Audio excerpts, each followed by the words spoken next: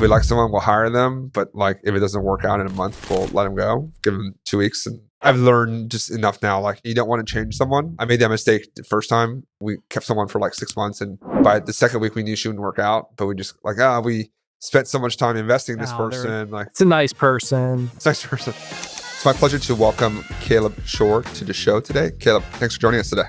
You're adding on different services. Like, how are you thinking about Caleb LLC? I think kind of the future is these digital services.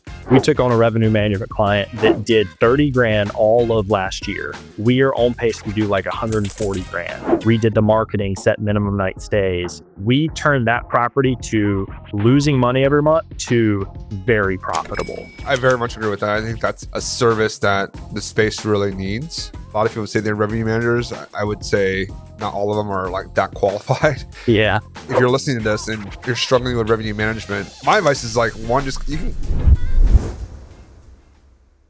Hey everyone, welcome back to STR Like the Best. I'm your host, Michael Chang. It's my pleasure to welcome Caleb Shore to the show today. Caleb, thanks for joining us today. I'm excited to be here, Michael.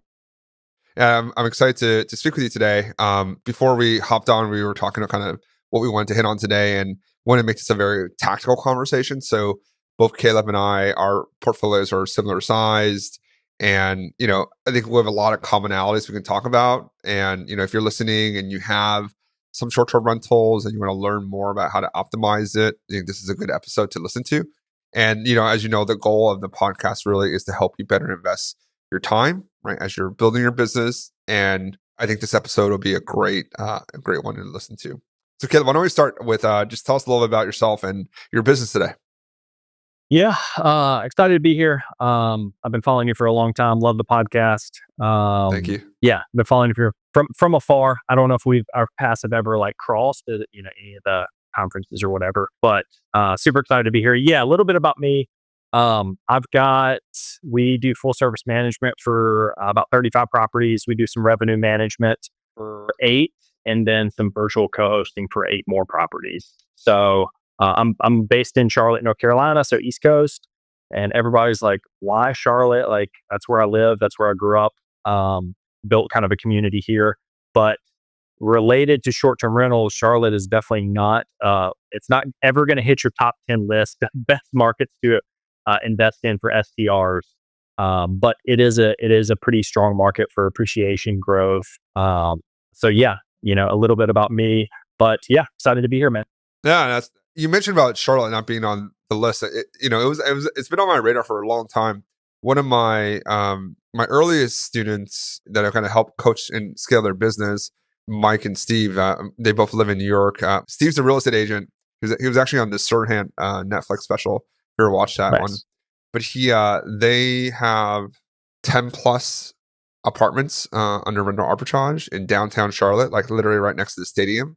And they're doing like 2.7x revenue to rent, which is like, or last month, which is like very, very, very good. Yeah. It's good to be in a market that's not on all the top 10 lists, because there's probably more opportunity there versus everyone coming in. Yeah, for sure. I'm fine with not being on the top 10 list. It seems like the competition here is pretty low. The city is super small, even though it is like a mid-sized urban city. But STR specifically, like, you start talking, like, I know all the big operators. It feels like a small town. So yeah, I'm completely fine not any of those lists. Let's tell us about the 35. So where are they based? And I think you said 8 of them are revenue management clients and 8 of them are co-hosting clients. Just give us a little bit of breakdown there. Yeah. So 35 are full service. Those are based in Charlotte, like Lake Norman area, usually within like a 30, 45 minute drive here locally. That's what we started with. That's, our bread and butter. Majority of our revenue right now is those full service clients. On top of that, we've got 8 co-host clients. Those are all across the US. And then on top of that, we do revenue management for 8 more. Once again, those are not included in 35 or the 8. Those are same thing in the US, Poconos, Nashville, some on the beach. Some different markets. So I'm learning secondhand, like all of my experience has been here in Charlotte, like super urban market, a lot of like insurance claims, people traveling for work, not vacationing. This is not a vacation market. And getting exposure to some of these other markets, like the Poconos, for example, that's a big vacation market. It's not New York City. It's not those like traditional urban markets. The booking trends are different. The length of stays are wildly Right. different. So you have to tailor the marketing as well. Yeah, no, definitely. Which is actually what I kind of hit on, like how you've grown the business. We have our arbitrage portfolio in Philadelphia, which very urban market, and then we have our vacation rental properties in Tennessee and up in the Catskills in New York. Very, very different, and really kind of a different skill set as you are, pricing, for example, for your revenue management business, but also just the level of service. And that's I think kind of correlated with price. Higher end properties, you would just kind of expect more, and guest quality. Generally speaking, they pay more. I don't want to say expect less, but like they kind of just know what they're getting. They kind of like did the work up front. They know what they're getting. They're not like they're not trying to squeeze every penny and nickel from you, right? Versus I think, when people book cheap, it's like maybe their last $200 or like that's the $300. Yes. That's their entire kind of entertainment budget, and they're gonna like go all out. And those aren't, Yeah. those definitely, Those aren't the kind of best the guests. people. They're the best guests. Yeah. They're going to destroy your towels and leave everything a mess. Yeah. But so the 35, are they all kind of, so they're full service clients. So maybe just define what that means for the audience. What does full service mean? Yeah. People throw around full service, co-hosting. Everybody's got kind of a different definition. We define full service as doing everything outside of like furnishing the unit. We do like, we'll set up all the kitchen items, like we'll order everything, we'll do all the accounting. Essentially, the way I look at it is like, once the property's set up, fully furnished, we can also help with that complete side conversation. But typically that's the owner's responsibility.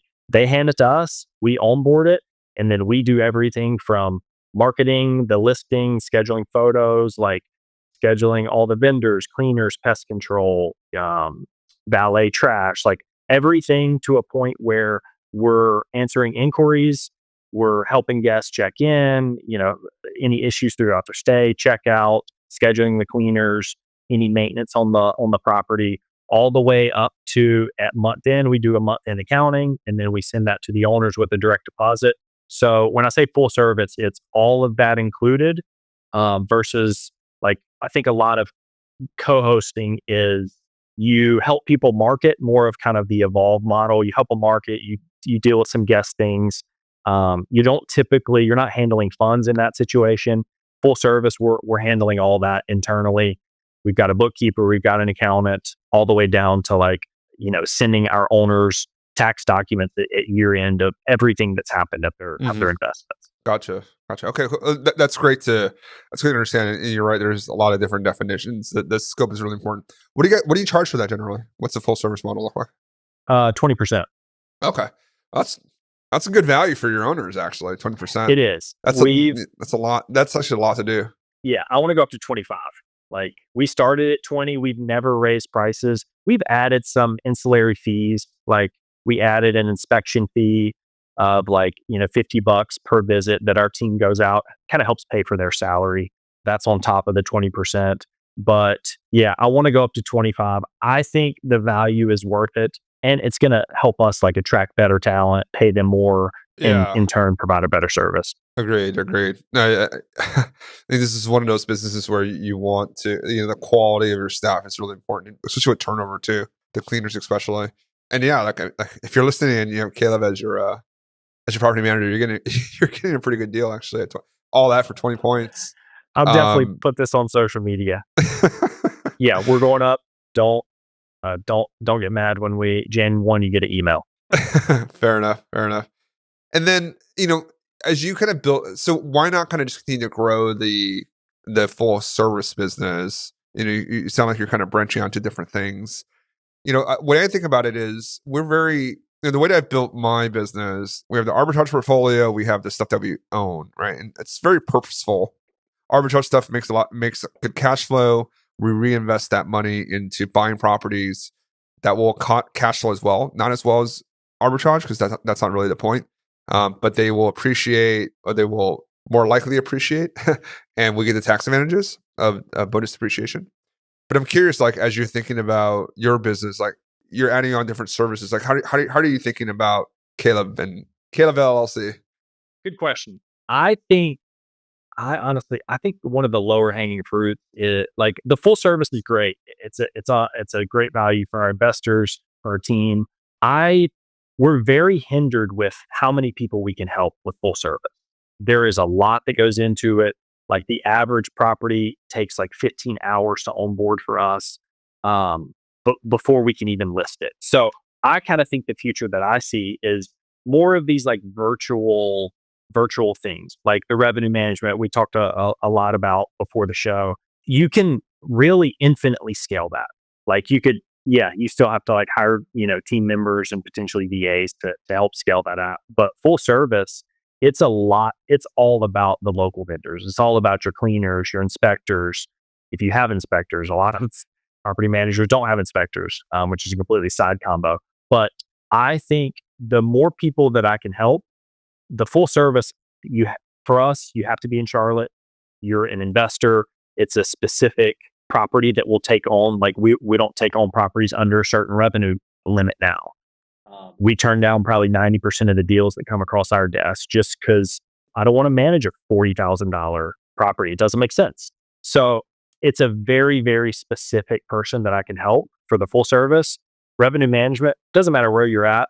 If the property fits, like I could probably help that person make more money.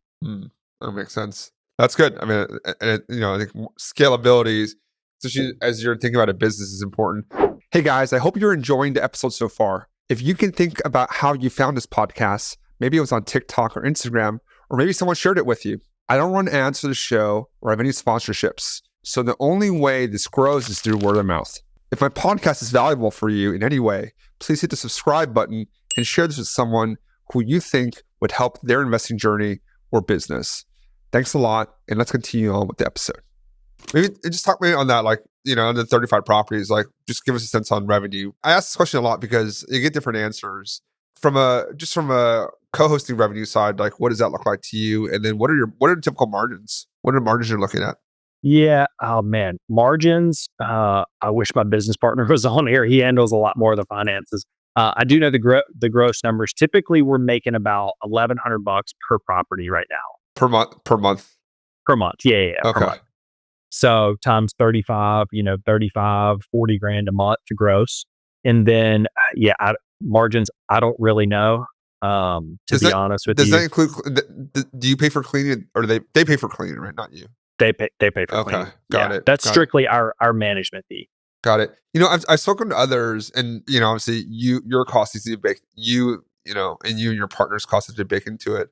What I've typically heard is at scale, I have a contact who manages over 100 units, and then he's telling me his margin are like 18% at scale. One in Texas, he's like 50 plus properties in the low 20s. Which is good, it's like a good fee, it's kind of good fee revenue, right? Because you're not taking a ton of risks on there. It's just the work. Yeah.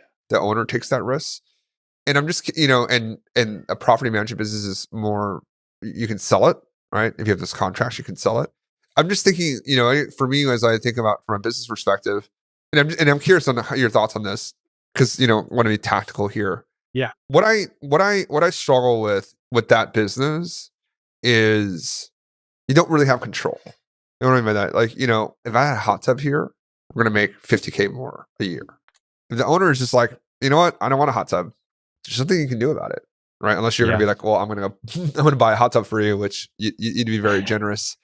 And then the second part is you have a lot of bosses, because they all have your number, and when you're smaller, right? They have your number, and it's like a 1-to-1 with them. As you get bigger, of course, you hire like the relationship people, and they can kind of filter that for you. But how do you think about that? Because that for me was why I didn't really get it. I didn't get into the co-hosting business in the beginning. We did arbitrage, and I liked arbitrage because you have kind of one boss. You don't really have a boss, actually. You have the landlord, which you have to appease them, right? But as long as you pay them, they don't really bother you.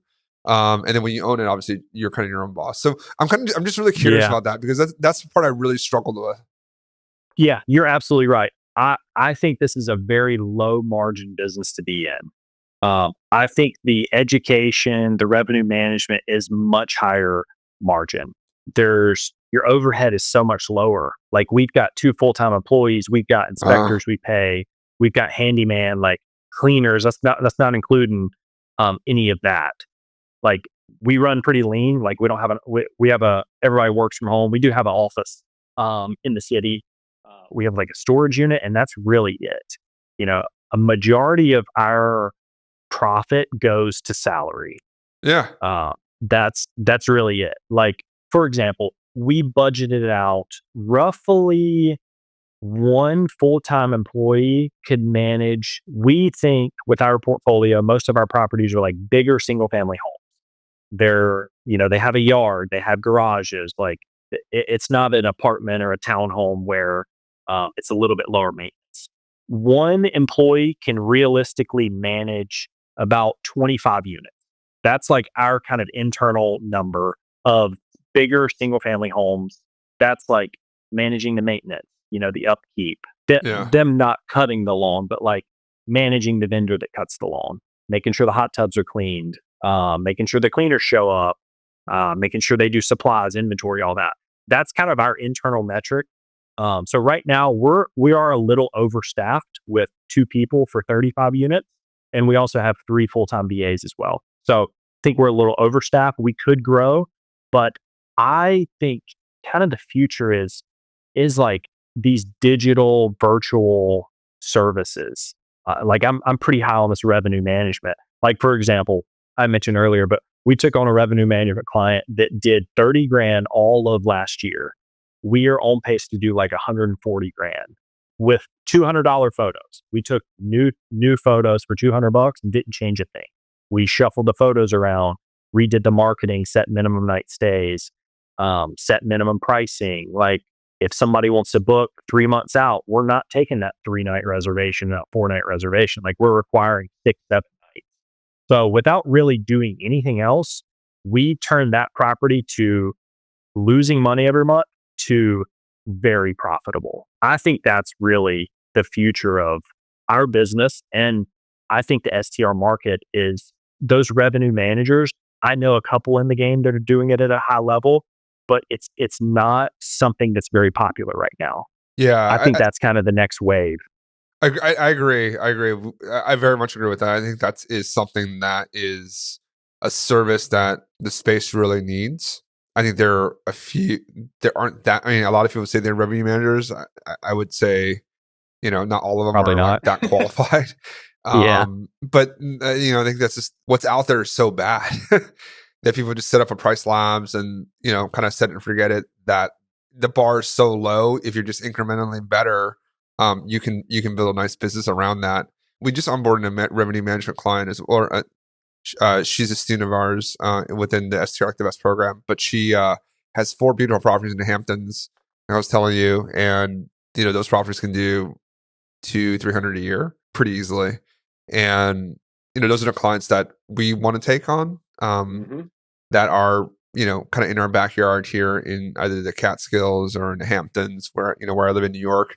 Because I think, at least from my perspective, you want to understand the better you understand the local dynamics. I think kind of helps the pricing as well. Like we know, just for instance, the New York City school schedule. There's all these random holidays that you get off that like Price Labs is never going to know, but we know that because we have kids and parents want to get away. Yep. So it's like, oh, today's election, and we're recording this on November today's the 5th, 5th, excuse me. New York City schools have the day off today, and if you know that as a revenue manager and you're booking out your property in the Hamptons, they're not go, okay, maybe 4-night minimum to capture the weekend. Someone works from home, so those things like that I think are really valuable. So like if you're listening to this and you're struggling with revenue management, my advice is like, one, just you can get a lot better pretty quickly if you just spend some time on it and actually educate yourself. But if you like are just too busy and don't want to, like hiring a professional revenue manager really is not a bad idea. I think it more than pays for itself. Even if you break even, or you pay someone X% and they increase, you pay someone 5% and they increase your revenue 5%. So you're like, okay, I break even. But remember, But you're not doing the doing work. you're not doing that that anymore. So it's like, how valuable is those Your time. 5 hours, 10 hours a month? Like, break even is a net plus It's in that great. And regard. you don't have the brain. You just don't have the brain damage of like going through looking at. Staring at data all day, every day. Yeah, especially if, some people just aren't wired that way. I think you and I are more so. But yeah, it's a lot of numbers, a lot of charts. You got to make decisions, and I think actually it's better for a third party. I hired a revenue manager back in 2019 on my team, so he does it full time. And I think one that's been a big part of my success too, because I was spending too much time on it, and it's allowed me to kind of build my business separately. I think two is, and I don't think this gets talked about enough. There's an emotional part to revenue management when it's your Yes. own properties and it's your mortgage or your rent, whatever it is. Maybe something else is happening in your life where you're like, got a big car repair bill. You're like, oh crap, I got to pay for this. Oh man, I really this thing's got to hit. So let me just lower the pricing so that I can get that revenue and just have that peace of mind. Like, a third party revenue manager is going to have that. They're going to look at the data, be a lot more data driven versus emotionally driven. And that for me was like, oh yeah, I don't have to deal with that anymore. Like when the Yeah. month, when the rent comes due or when the mortgages come through, you're like, oh man, maybe I need to just kind of drop this so I can get the money in. But that's Yeah. it's actually a really bad strategy. Yeah. One thing that I hear often is like, my property, I won't accept under 250 a night or 450. Like, the property, and it's like, hang on, like, okay, do you have the stats to back that up? Or Yeah. no? The answer is always no. It's like, no, I think that my property's worth that. And you'll uncover some of the stats, and it's like, well, 90% of the market's priced at 229 for that, and you don't want to go past 250. That's fine, but you won't get booked. Okay, And they're booked. like, Yeah. "Oh, okay. What should we book it then?" Then the conversation changes. Like, we try to be as analytical as possible. Like, here's the comps, here's the, ADR, occupancy, and, in Price Labs. I know you said you didn't use Price Labs, but a lot of these tools, you can see what other people are priced at per night, and you can, do the enemy method. Like, see what other people are booked at, and if it's lower, then price it lower. If it's, higher, if it's more of an upscale property compared to the comps, then, price it up. I think a lot of people are not analytical, and they don't really know what to do with the data that's in front of them. I think that's They don't. probably a lot of the shortcomings. It's not really that hard, but I like data. I like looking at, charts and graphs and Excel spreadsheets and doing that. So that kind of comes natural to me. I've noticed that a lot of people aren't like that. Yeah, there aren't, and they're not, and they don't want to be, and they don't have the time to be. Right. So I think these are always these things where, and I think that's where definitely a good market opportunity there. Why don't we transition the conversation a little bit on, just kind of ops and tactical, right? Like what in your, kind of in your world, what's the toughest problem that you're dealing with right now with your on the short-term rental business side? And it's not talking about like business development, but just like Yeah. what are you dealing with right now? Hiring. Hiring sucks. Hiring is very hard. We are not great at hiring. I was talking to Matt McCall, my broker Matt, up in Michigan. I don't know if you know him, but we were talking I this know, week. Matt, He's yeah. like, dude, are you guys good at hiring? And me and my business partner are like, nope, we suck. Um, so we're at some point we're probably going to hire like an HR person to come in and just tell us what to do. Like, blank canvas, give us what we need to succeed. Like what are you hiring for? Inspectors, we've got a full-time inspector and a full-time area manager on our team internally. Like, we pay their salary. Our vendor list is like pretty good. So kind of the first phase of our growth was like, we rely solely on contractors, cleaners, handyman, like all that is outsourced. We got to a point where we're, 10 to 15 properties, and we're like, okay, we need some more. Like, a cleaner, they may or may not change the air filters, the batteries in your smart locks, like, but they're not like looking at preventative maintenance, like checking the roof, like cleaning the gut. They're not doing that. So the options are really like, continue to, lean on handyman, lean on your vendors, or potentially get something in house. That we chose that route. We were like, let's hire this in-house. That's the only way to really have people that give a crap. Yeah. Um, and we've Even selectively then. kept the true, true. Even then, like we've strategically like kept our portfolio small because this business model is very hard to scale. Very, very hard to scale. It's all labor intensive. Um, there's a little bit of technology, but it's all about the people. Yeah. Full disclosure, like I am not the greatest hire manager. I think I'm a pretty good leader, but that is probably the hardest thing that I've found with Really. with this business model. I mean, happy to workshop with you. I think that's actually one of my key strengths. Actually, is recruiting and hiring. Actually, or maybe I've just been lucky to be around great people.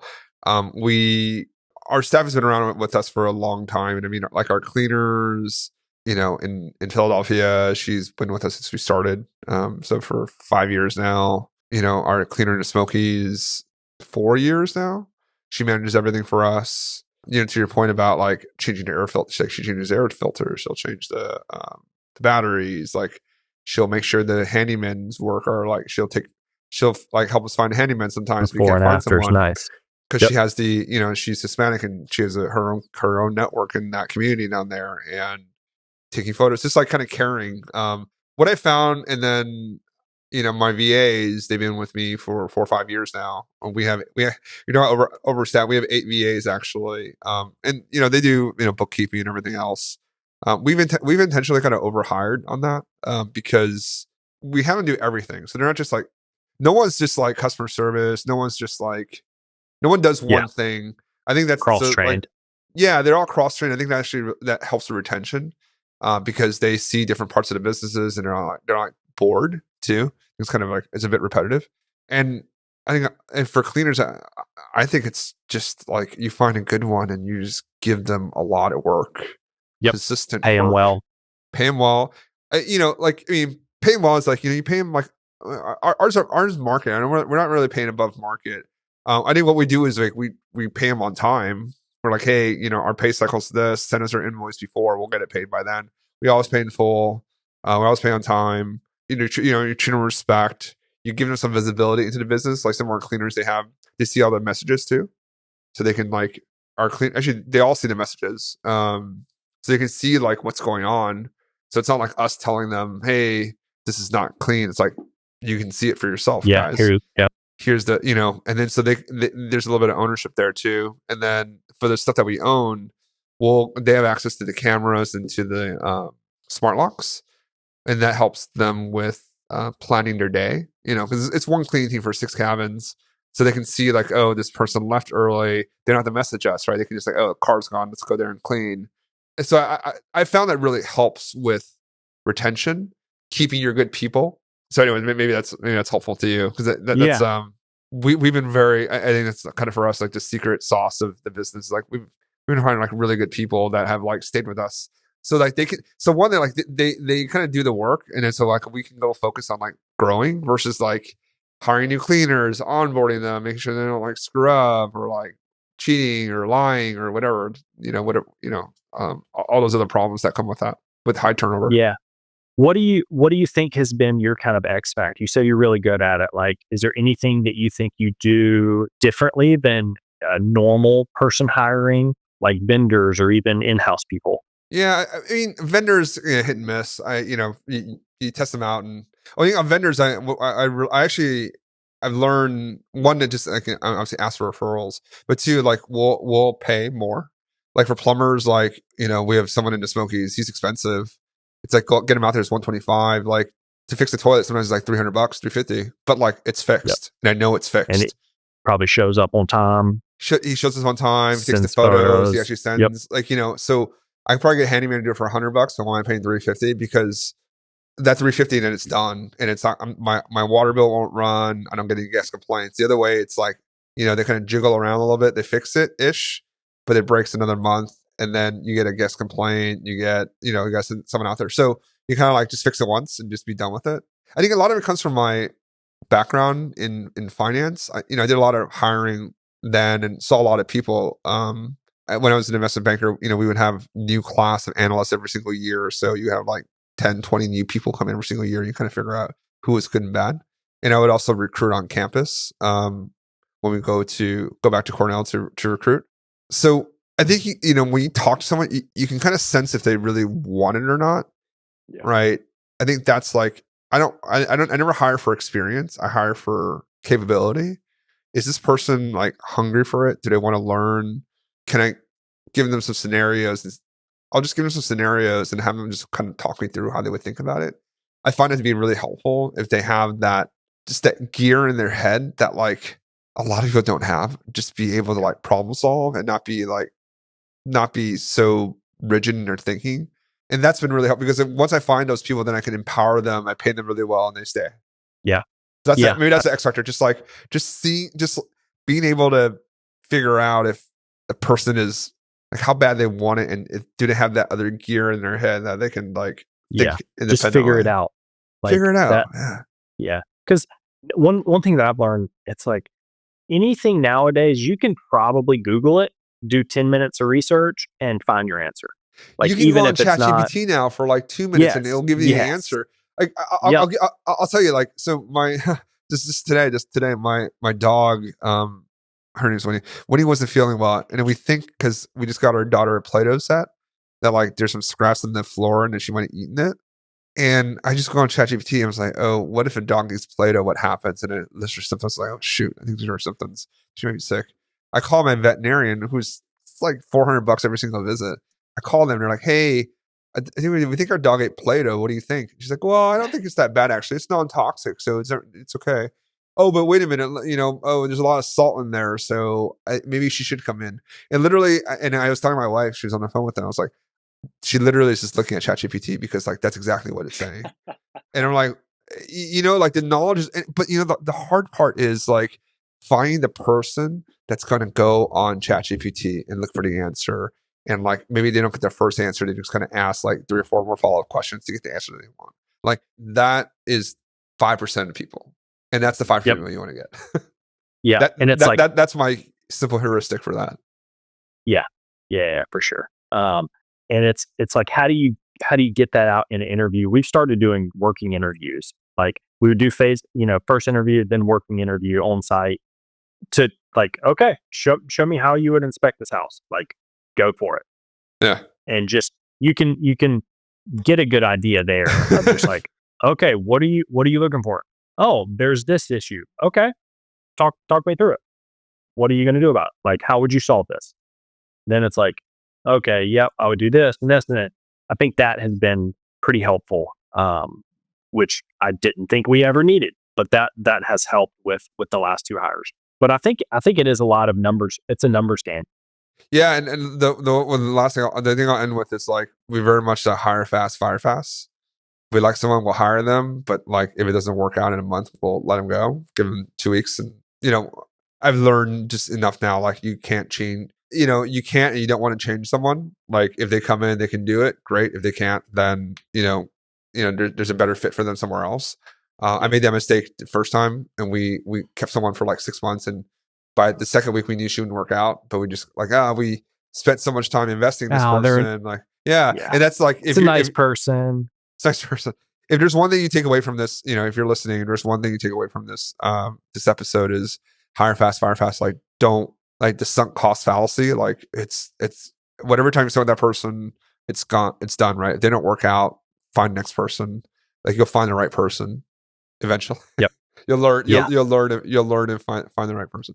I'll give a quick shout out to my buddy Mike McKay, who like taught us his, and this is all about learning too, right? Like back in 2018, we didn't know how to hire VAs, and then he was really good at it. He had this like long SOP on exactly how you hire a short-term rental virtual assistant, like how you ask questions on Upwork, how you do the first video call, how do you ask them for their internet speed, their computer, like you ask about their family, you ask about their living situation, you take pictures of you ask them to send you a picture of their living situation, of their office situation.